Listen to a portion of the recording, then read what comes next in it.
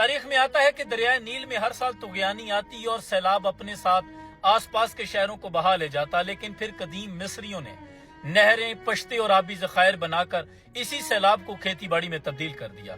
इसी तरह हॉलैंड का तकरीबन आधा मुल्क समंदर से नीचे है। यहाँ हर साल सैलाब आते थे, लेकिन फिर इन लोगों ने डाइक्स और मसनूई जजायर बनाकर समंदर को दीवारों के पीछे तकरीबन कैद कर दिया और आज ये दुनिया के महफूज तरीन ममालिक में से एक है।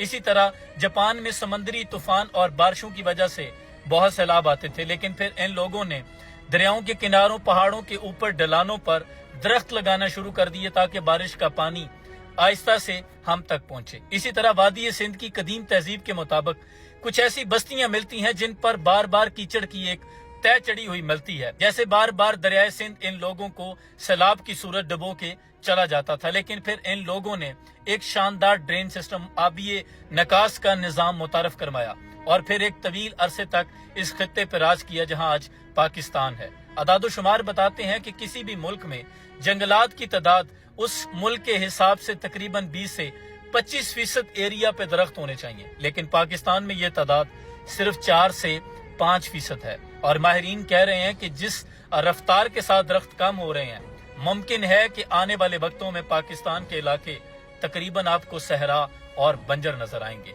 और सदियों से पहाड़ों से ग्लेशियर पिघलते हैं, पानी के रेले जहां से भी गुजरते हैं, पानी अपना रास्ता याद रखता है।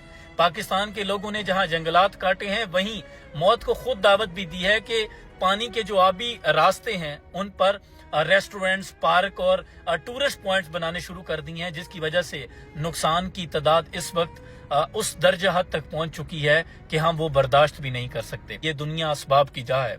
यहाँ अल्लाह ने हुक्म दिया है कि जो लोग जिस चीज के लिए मेहनत करेंगे मैं उनको उनका सिला अता करूंगा। उन लोगों की यहाँ मिसालें देते हैं जो अपने बच्चों के लिए चॉकलेट भी जाली नहीं बनाते और हम मरने वालों के मुंह में भी जाली अद्विया डाल रहे होते हैं।